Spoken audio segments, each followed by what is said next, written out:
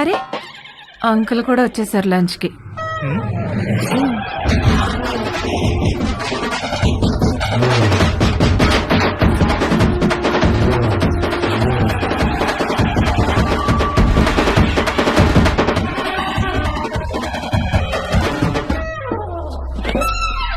ఏంటి Teju ప్రేయరా? A prayer అంటే?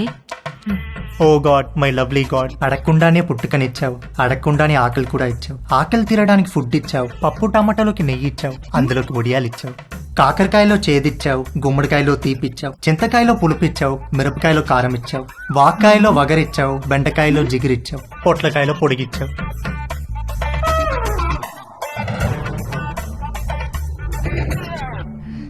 చిన్నవాళ్ళకి తప్పు చేసే గుణం ఇచ్చావు, పెద్దవాళ్ళకి క్షమించే పెద్ద మనసు ఇచ్చావు. ఇచ్చావా లేదా గాడ్? ప్లీజ్ చెప్పు గాడ్, లేకపోతే నేను అయిపోతాను.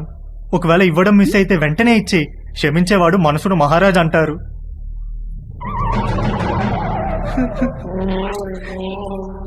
నువ్వెందుకో ఇవాళ కోరిక తీర్చేటట్టు కనిపించట్లేదు. ఏ తేజు ఎక్కడికి వెళ్తున్నావు? Stomach upset aunty.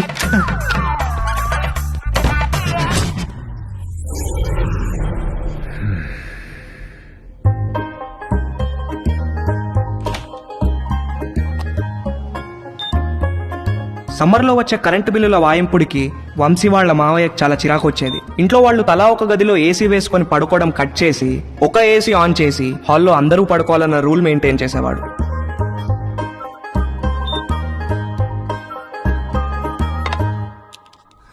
Rakhi, good night అన్న. Good night daddy.